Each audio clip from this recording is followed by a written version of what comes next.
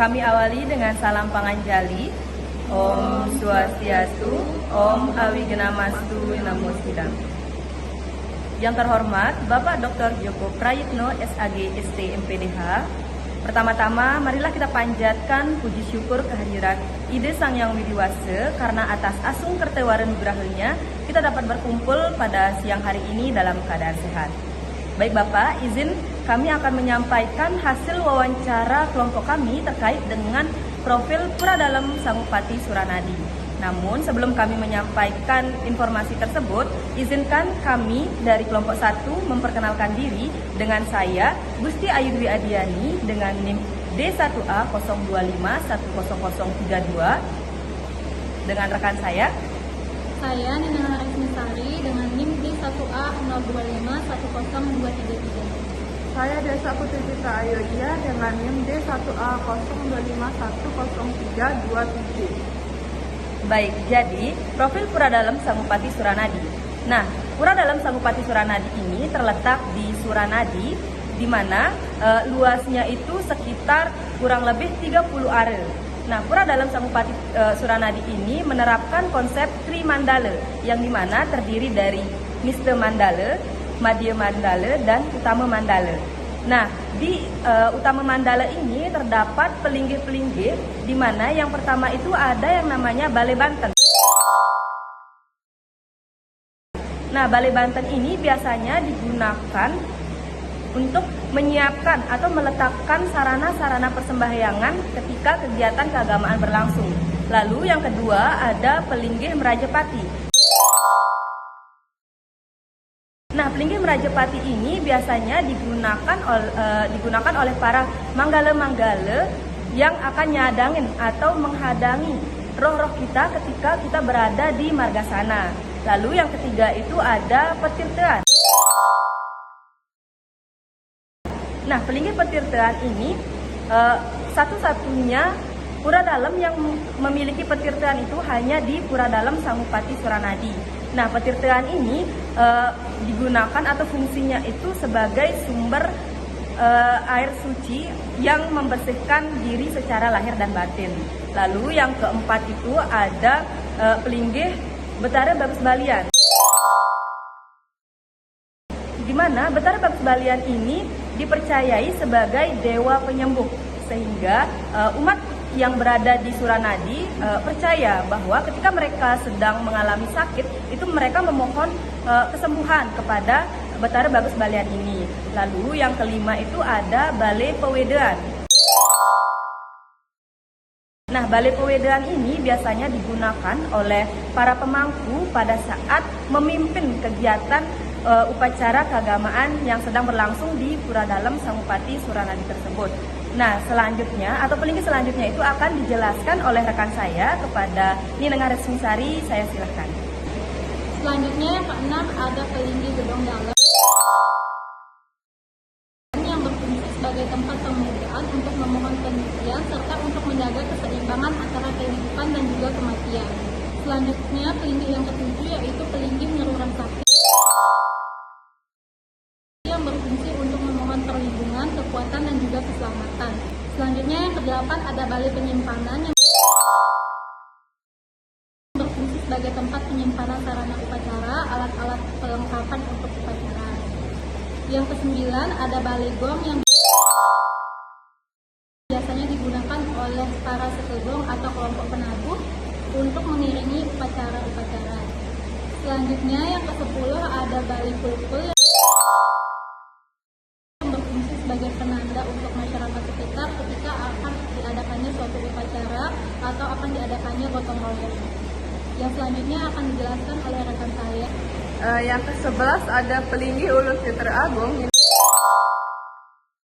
di mana fungsinya sebagai tempat persembahyangan atau permohonan izin bagi keluarga yang ingin melakukan upacara ngaben, yang dimana untuk meminta izin sebelum melakukan acara upacara ngaben dimulai agar upacara ngaben bisa berjalan dengan lancar, dengan suci dan penuh berkah. Selanjutnya ada Balai Pengrekean, yang di mana di disebut juga Balai Pengerauhan, berfungsi sebagai tempat untuk meninjau Sang Ida Betara atau sesungguhan roh suci. Yang ke-13 itu ada setre, yang dimana berfungsi sebagai tempat penyimpanan sementara jasad atau orang yang telah meninggal dunia sebelum dilakukan upacara pembakaran layon atau jenazah. Setre juga dianggap sebagai tempat penyucian roh atma, di mana roh akan disimpan untuk menuju tempat suci. Yang ke-14 ada tempat pembakaran sampah organik, yang dimana sampah akan dikumpulkan terlebih dahulu lalu akan dibakar di bagian belakang pura dalam Sangupati. Yang 15 ada pengesengan, yang dimana adalah tempat pembakaran layon yang proses penyucian jasad sebelum secara berkala agar dapat terlepas dari ikatan duniawi dan melanjutkan perjalanan suci menuju alam suci. Pemaparan yang selanjutnya mengenai hasil wawancara tentang beberapa tema. Tema yang pertama akan saya sampaikan mengenai tentang pengelolaan sampah di area sekitar pura. Berdasarkan hasil wawancara dengan Juru Mangku Kadek Wirya pada tanggal 21 Oktober 2025, pengelolaan sampah di Pura Dalam Sangupati Suranadi masih dilakukan secara tradisional dan sederhana, di mana pura dibersihkan setiap hari oleh pemangku yang sedang bertugas, dan ketika ada upacara besar seperti odalan dilakukan secara bersama-sama dan juga gotong royong oleh masyarakat sekitar.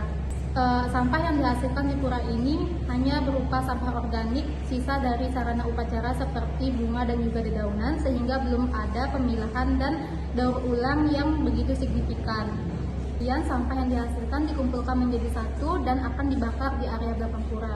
Tujuan pembakaran ini adalah untuk mengurangi penumpukan sampah dan menjaga area pura agar tetap terlihat bersih dan asri.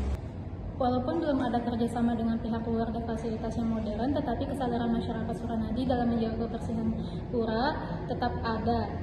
Dibuktikan dengan mereka yang mau berpartisipasi dalam gotong royong dan tidak membuang sampah sembarangan. Baik, jadi tema yang kedua yaitu pemangku dan pengelolaan pura.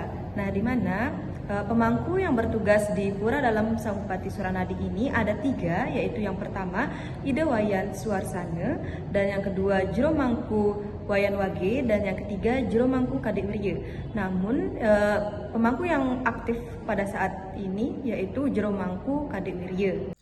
Struktur kepengurusan di Pura Dalam Sangupati Suranadi ini terdiri dari ketua, wakil ketua, sekretaris, dan bendahara, di mana yang menjabat sebagai ketua yaitu Imade Sajana dan Ida Made Kertana menjabat sebagai wakil ketua sekaligus sekretaris, dan Idewa Gede Agung Suartana Putra ST menjabat sebagai bendahara pada Pura Dalam Sangupati Suranadi ini. Sistem pengelolaan Pura Dalam Sangupati ini dilakukan secara bersama-sama atau dilakukan secara gotong royong oleh pemangku, keramu pura, banjar, dan pengamong yang berada di sekitar Suranadi. Dan yang menjadi pengamong di Pura Dalam Sangupati Suranadi ini terdiri dari 12 banjar, sekitar 525 kakak. Dan dana untuk pengelolaan pura ini berasal dari dana punia, sukarela, dan dana hibah yang tidak mengikat. Lalu jika ada perbaikan atau renovasi dari pura, itu biasanya dilakukan rapat yang dilaksanakan oleh keramu pura, penglingsir, dan banjar-banjar pengamong. Semua keputusan diambil melalui musyawarah oleh penglingsir, keramu pura, pemangku, dan pengamong banjar. Namun yang menjadi kendala atau tantangan dalam pengelolaan pura ini adalah dalam penggalangan dananya. Nah, itu tadi materi atau tema kedua. Selanjutnya tema ketiga akan dijelaskan oleh rekan saya. Kepada Desa, saya silakan. Baik, di sini saya akan menjelaskan bagaimana tata cara penggunaan pura oleh masyarakat. Berdasarkan hasil wawancara mengenai pengelolaan tata cara pelaksanaan kegiatan keagamaan di Pura Dalam Sangupati, dapat disimpulkan bahwa pura ini merupakan pura umum. Pura Dalam Sangupati dapat digunakan kapan saja untuk persembahyangan harian, dengan puncak kegiatan yang biasanya dilaksanakan pada hari-hari suci seperti Tilam, Purnama, Kliwon, serta upacara Puja Wali yang diselenggarakan setiap setahun sekali yang jatuh pada Tilamning Sasi Kedase. Seluruh umat Hindu diperkenankan bersembahyang di pura ini dengan syarat menjaga kesucian lahir batin, menaati aturan berpakaian yang sopan, bersih, serta mematuhi tata tertib di area pura. Selain itu, umat diharuskan untuk menjaga kebersihan, menerapkan ajaran Trikaya Parisuda, serta menjaga ketertiban etika di dalam area pura. Proses pelaksanaan upacara besar seperti Puja Wali dilakukan secara gotong